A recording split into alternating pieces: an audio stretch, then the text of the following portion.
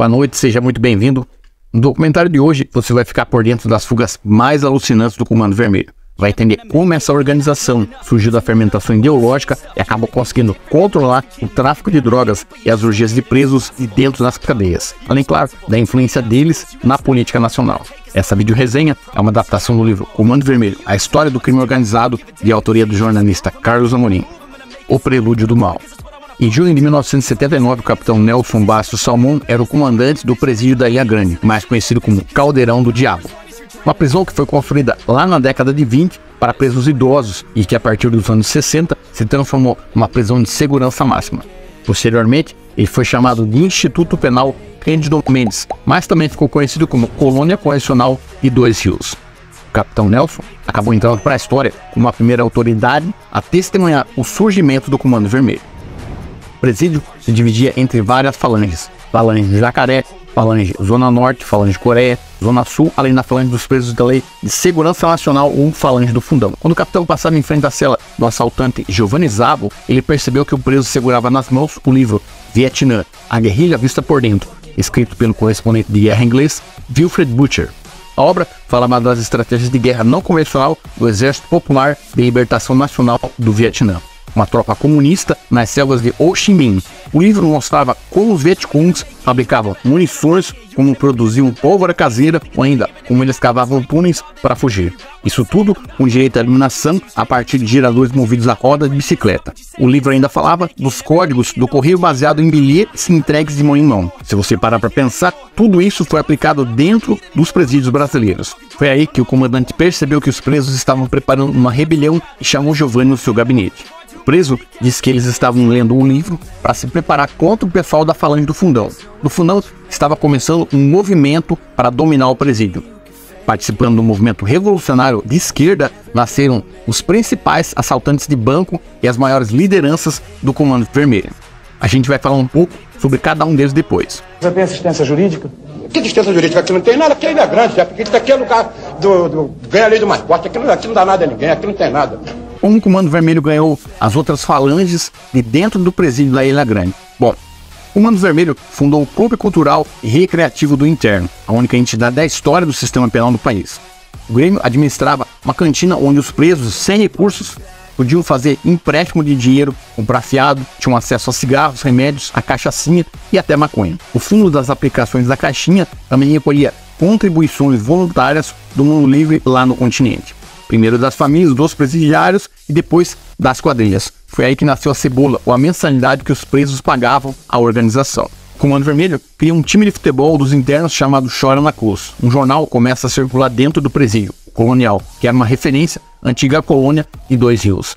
Na Galeria B surge uma biblioteca que se transforma em um local de reunião da liderança vermelha. O lema dessa iniciativa cultural era "do preso para o preso e com o preso", uma distorção do famoso discurso de John Kennedy.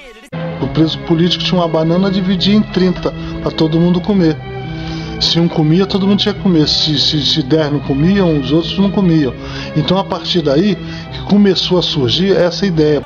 O Comando Vermelho acreditava que o apoio conquistado no presídio iria ser uma arma decisiva no combate contra a Falange do Jacaré. Os inimigos do Comando Vermelho reagiram rápido ao assassinato de um suposto delator de uma fuga em massa, impedida pelo capitão Nelson. O morto, na verdade, não era o verdadeiro informante, mas a Falange Zona Norte e os seus aliados tomaram o crime como um ato de agressão, uma declaração de guerra. No dia 17 de setembro de 1979, o Comando Vermelho parte para cima da Falange do Jacaré para manter o controle no presídio. Os vermelhos invadem a galeria às 5h30 da manhã. Colchões imóveis são amontoados na porta das celas. O fogo foi aceso com o uso de álcool que os presos usavam para aliviar as mordidas de percevejos e pulgas. Mais de 30 homens do Comando Vermelho tiram a vida dos presos da Falange do Jacaré. Eles passam por outra galeria e lá pegam os líderes da Falange Zona Norte. Todos os inimigos são despedaçados em minutos. A tropa da Polícia Militar intervém com tiros e bombas de gás lacrimogêneo. A paz e a ordem vão sendo restabelecidas no Caldeirão do Diabo. Se cometesse falta, se não obedecesse ordem, você agredisse um guarda, apanhava até cair no chão, ficava desmaiado, a gente arrastava pelos pés, dava um banho no chuveirão e botava 30 dias nu na cela surda. Quando pegava meu cara amigo, o cara entrava no pau. O pau comia e Júlio nunca levou surra, nunca foi do castigo. Nunca? Nunca. Está no fim a Noite de São Bartolomeu, título que o comandante Nelson usou para definir essa rebelião no relatório que ele fez aos seus superiores. Esse evento marca a tomada do poder pelo Comando Vermelho na Ilha Grande. A cadeia agora tem uma só liderança. Toda segunda-feira, depois que criou o Comando Vermelho, aí tinha morte. Os monstros criados no laboratório do Fundão agora ganharam o mundão. Pegou, mata, é melhor que você machucava, você está sendo visado. Como a Ilha Grande acabou? Devido à crise no sistema penal, alimentada por fugas e rebeliões para tomar o poder, o presídio foi desativado. O governador Brizola teve que rever a política que ele vinha adotando. Ele, o secretário Vivaldo Barbosa, o diretor do DESIP, resolvem construir mini-presídios com capacidade de até 350 internos. Outra medida populista para agradar preso. Durante o encontro com o presidente João Figueiredo, ele propõe a desativação do presídio da Ilha Grande e a instalação de um projeto turístico no local. O dinheiro arrecadado serviria para construir 10 novas cadeias no interior do estado e na Baixada Fluminense. O presidente Figueiredo então anuncia a liberação de 10 bilhões de cruzeiros para o início do projeto. E claro, esse plano nunca saiu do papel. Em abril de 93, o governo Brizola anuncia a construção de Bangu 2 e Bangu 3. É anunciada a venda do presídio da Ilha Grande para um empreendimento hoteleiro de luxo e ele acaba sendo implodido. Zé do Bigode, 400 contra 1. Jorge José Saldanha, o Zé do Bigode, foi com a morte desse homem o maior tiroteio da história policial do Rio de Janeiro, que se ouviu falar oficialmente pela primeira vez da organização do Comando Vermelho. Em 5 de dezembro de 1972, Zé do Bigode foi parar na Galeria B da Ilha Grande. Mas ele fugiu da cadeia em 21 de agosto de 1980. O grupo que ele comandava arrecadou fundos para financiar a fuga de outros membros da organização. Essa caixinha do Comando Vermelho serviu inclusive para comprar uma lancha chamada de Miss Jupira. Mais tarde vocês vão ouvir falar dessa Jupira. No dia 3 de abril de 1981, o Clube dos Guris, uma unidade criada para combater os roubos a bancos e sequestros, começa a correr atrás dele. Os policiais descobriram que ele estava morando no conjunto residencial dos bancários, na rua Altinópolis, na Ilha do Governador. Os investigadores entraram no conjunto. Nesse momento, 3 homens e 3 mulheres do Comando Vermelho descem do prédio número 7 e percebem a operação policial. Os bandidos se dividem e inicia-se um tiroteio entre a polícia e os bandidos. No apartamento 302, Zé do Bigode e João Damianci Neto têm uma metralhadora INA 45, uma pistola Luger 9mm, 2 revólveres, uma granada do exército e 600 munições. Outro dos assaltantes e as 3 mulheres invadem o apartamento 304 e tomam uma família como refém. O parceiro de Zé do Bigode leva um tiro na cabeça. Zé se tranca num dos quartos e os detetives Gilberto Martins de Pinho, Ricardo Wilker, Cláudio Portela e Marco Aurélio Silva invadem a sala. No corredor, Marcos é atingido pelo Zé do Bigode e os policiais pedem reforços. A cavalaria custa chegar e Gilberto também é baleado no peito e na cabeça. Ricardo tem o pulmão direito perfurado, um tiro em raspão no rosto e outro na barriga. Finalmente, chega o reforço. Zé do Bigode abre a janela e dispara uma rajada metralhadora em cima dos policiais. Enquanto ele atira pela janela, ele dá o grito de guerra que ficou famoso na história dos criminosos. Podem ver que aqui é o Comando Vermelho. Esse foi um dos maiores confrontos da história criminal do Brasil. Às 20 para 11 da noite desse dia 3 de abril de 81, 400 policiais estavam envolvidos na operação. Bom, ou 400 contra 1, como prefere dizer o William da Silva Lima. Foi dessa história que o professor tirou o nome do seu livro. Nesse episódio, mais de 4.000 tiros foram disparados. Foram usadas 40 granadas de gás lacrimogêneo e 5 bombas incendiárias. Essas bombas foram lançadas com uma carabina especial Riot Gun. Mas acabou dando errado porque esses rojões incendiaram 2 apartamentos do prédio e danificaram outros 2. O saldo dessa operação ficou para a história. 5 mortos, 8 feridos graves, 16 feridos sem gravidade e apenas 4 prisões. O capitão Jorge Pimentel chegou a levar um tiro no rosto. A bala saiu pela nuca, mas ainda assim ele sobreviveu. Os detetives Josmar Castilho e Ricardo Wilker não resistiram aos ferimentos. O soldado Jackson de Oliveira Cavalcante sofreu uma fratura exposta no braço esquerdo com um tiro de 45. O Zé do Bigode ficou ali intocado até levar um tiro às 8h15 da manhã do dia seguinte. Policiais Walter Farias, Hélio dos Santos Fonseca e Jorge Monteiro Lopes também foram feridos pelo Zé do Bigode. Pela primeira vez, o Comando Vermelho revelou a sua capacidade bélica e a disposição que existia por trás da organização. O tiroteio durou 11 horas. Depois desse triste fim, as autoridades começaram a estudar as estatísticas cariocas dos roubos contra as instituições financeiras. Os números revelaram que nesses 2 anos acontecia um assalto a banco a cada 80 horas. Dos 28 assaltos a banco nos 3 primeiros meses de 1981, 24 eram atribuídos ao Comando Vermelho. A organização arrecadou na época 40 milhões de cruzeiros, mais ou menos 510 mil dólares. O professor e os livros que inspiraram o Comando Vermelho.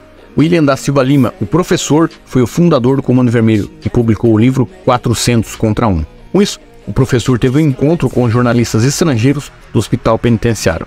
Essa foi a segunda vez na história do sistema penal brasileiro que um preso deu entrevista à imprensa. Em 15 de outubro de 1980, o professor foi preso na Avenida Presidente Vargas, centro do Rio, com Antônio Branco. Eles esperavam um táxi quando uma patrulha da PM desconfiou dos dois. A polícia para o camburão e Antônio Branco foge correndo. William é apanhado com uma pistola Luger 9mm. O professor é levado para a delegacia, onde se identifica como Carlos Alberto Gomes. Aproveita o descuido e queima todos os dedos das mãos com um fósforo para provocar inchaço e impedir o reconhecimento pelas impressões digitais. Através das fotos dele, o inspetor Pedro Marinho acaba reconhecendo ele e o professor volta a Ilha Grande. A vanguarda armada revolucionária Palmares. Um dos roubos mais famosos da facção ocorreu no bairro Santa Teresa, no Rio de Janeiro, e rendeu 2 milhões e meio de dólares para a organização. Eu duvido que você adivinhe quem estava envolvido nesse assalto. É isso mesmo, Dilma Havana Rousseff Linhares. E aqui, nesta cela, ficou presa a então guerrilheira Dilma Rousseff. O assalto ficou tão famoso que acabou virando um livro, O Cofre do Dr. Rui. No dia 18 de julho de 69, 11 homens e 2 mulheres armados com revólveres e granadas invadiram o casarão onde morava Ana Benquimol Capriglione, amante do ex-governador paulista Ademar de Barros. O senhor participou da operação cuja missão era prender Dilma Rousseff? Participei da operação. Disfarçados de policiais à caça de documentos considerados subversivos, os invasores se espalhavam pela mansão. Enquanto alguns subiam o segundo andar para localizar o cofre, outros mobilizavam moradores e empregados. Alguns furavam os pneus dos carros que estavam estacionados na garagem e cortavam as linhas telefônicas. A operação durou aproximadamente 28 minutos. A idealizadora desse projeto foi a VAR Palmares, uma organização comunista. Segundo a própria Dilma, em uma entrevista publicada em 2006, eles achavam que o golpe ia ser grande, mas não tinha noção do tamanho. O cofre, com mais de 200 quilos, rolou abaixo pela escadaria de mármore. Depois disso, ele foi colocado em uma caminhonete que levou o grupo até Jacarepaguá. Ali, com os maçaricos, os bandidos terminaram de arrombar o cofre. Os revolucionários chegaram a molhar o cofre para evitar que o dinheiro se queimasse. Quem deu essa fita toda, com as informações privilegiadas para Val Palmares, foi Gustavo Buarque Schiller, o sobrinho de Ana Benquimol. Entre os participantes da ação estavam Carlos Mink e Carlos Franklin Paixão de Araújo, o segundo marido e pai da única filha de Dilma. Com a ditadura, a não ter outra saída a não ser partir para a luta armada. Nós formamos uma organização nacional chamada Vanguarda Armada Revolucionária Palmares. Nós praticávamos ações de expropriação, que nós chamávamos dos bancos. Nós íamos buscar dinheiro nos bancos, nós queríamos ter dinheiro para comprar armas. Fizemos ações em quartéis também, alguns quartéis, para pegar armas. Apesar de ter ajudado a planejar todos os assaltos do grupo, Dilma não entrou no casarão. Não tive nenhuma participação armada. Tanto é assim que ninguém aqui acredita que hoje qualquer órgão de repressão sabia bastante da vida da gente, eu quero dizer com vocês. Até porque os métodos de interrogatório eram a tortura, como você sabe. Então eu fui condenada a 6 e o Supremo Tribunal Militar me reduziu a pena para 2 anos. Uma pessoa com ação armada não tinha a pena caída para 2 anos. Mas, segundo o jornalista Augusto Nunes, ela providenciou o armamento, guardou o dinheiro e também ajudou a distribuir o produto do roubo. O assalto foi concebido para evitar a falência financeira da Val Palmares, fruto da fusão da Vanguarda Popular Revolucionária, liderada por Carlos Lamarca, com o Comando de Libertação Nacional, onde Dilma debutou na luta armada aos 20 anos, a convite do primeiro marido, o jornalista Galeno Magalhães Linhares. Presa com documentos falsos e armas de fogo, Dilma ficou 3 anos na cadeia. Dentro do cofre roubado, havia documentos que posteriormente foram publicados numa revista uruguaia. Um deles, inclusive, revelava que o ex-governador paulista vendeu ao governo boliviano vacinas Sabin, doadas pela Organização Mundial de Saúde. Com o dinheiro dos primeiros assaltos e sequestro, os militantes compravam dólares e ações na bolsa, enquanto outros compravam cocaína, armas e imóveis. A fuga de helicóptero de José Carlos dos Reis ensina, o Escadinha. Ele foi um dos mentores do sequestro de Francisco José Coelho Vieira, dono da empresa de transportes e comércio Bandeira. Escadinha foi um dos chefes do tráfico nos anos 80 e ficou conhecido no país ao fugir de helicóptero do antigo presídio da Ilha Grande. No dia 24 de março de 1991, foi pago o resgate do comerciante de uma maneira bastante diferente. Foram entregues aos pobres do Morro do Juramento 18 toneladas de alimentos para serem divididos entre os 4.000 favelados. Segundo reportagem do jornal O Globo, os alimentos foram entregues na Associação Atlética Vicente de Carvalho, na rua Guaraúna. Foram 3 caminhões cheios de comida que fizeram o traficante ainda preso ser amado pelos moradores do morro. Resultado, estou quase 20 anos na cadeia, perdi boa parte da minha vida, né? Hoje eu tenho consciência, porque o crime não leva a lugar nenhum. Esse tipo de atitude do Comando Vermelho é típico da estratégia de controlar as ligações estáveis com a comunidade carente. Em outras ocasiões, eles roubavam caminhões de gás, leite e carne para distribuir entre os moradores. Até eletrodomésticos chegavam aos morros pela ação dos traficantes, que também receptavam as cargas roubadas dos supermercados. A fuga de helicóptero. Em 31 de dezembro de 85, véspera do Ano Novo, as famílias dos presos fazem uma festa no presídio da Ilha Grande. Às 4 da tarde, José Carlos dos Reis ensina o Escadinha recebe a visita da mulher. Enquanto isso, José Carlos Gregório, o Gordo, alugou um helicóptero e forçou o piloto a ir em direção ao pátio da unidade para resgatar a Escadinha. De repente, saído do nada, um helicóptero Bell 47 fabricado nos Estados Unidos vem do ar e pousa no presídio. Escadinha e a mulher embarcam, decolam e ninguém entendeu nada.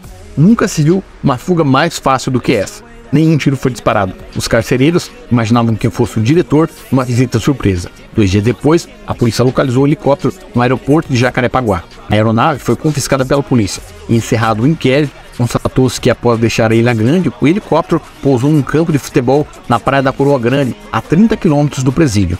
2 carros roubados com 7 homens muito bem armados aguardavam o chefão do morro lá no juramento. Outra fuga alucinante de Escadinha aconteceu quando ele escapou do presídio Milton Dias Moreira por um túnel cavado de dentro da própria cela e deixou um boneco para não chamar a atenção dos carcereiros. O nadador profissional. O principal investimento do Bando do Cordão de Ouro foi financiar a fuga dos presos da Ilha Grande com a lancha Miss Jupira. Numa delas, o motor do barco iniciou e os presos, que já estavam a bordo, decidiram voltar para o presídio. Menos um, que preferiu tentar a fuga nadando. Ricardo da Silva se atirou ao mar às 2h30 da tarde e nadou até as 6 horas da manhã do dia seguinte. Foram 16 horas dentro da água. Ele foi arrastado por correntes marítimas e saiu perto de Niterói, a muitos quilômetros de distância do presídio. Ele chegou tão cansado ao continente que dormiu na praia. Jogado na areia, sem forças para caminhar, ele foi preso. Ricardo tinha um bom motivo para tentar a fuga. Ele foi condenado a 140 anos de prisão. Rogério Lengruber, o Bagulhão. O traficante Rogério Lengruber, mais conhecido como Bagulhão, foi até 92 dirigente do Comando Vermelho.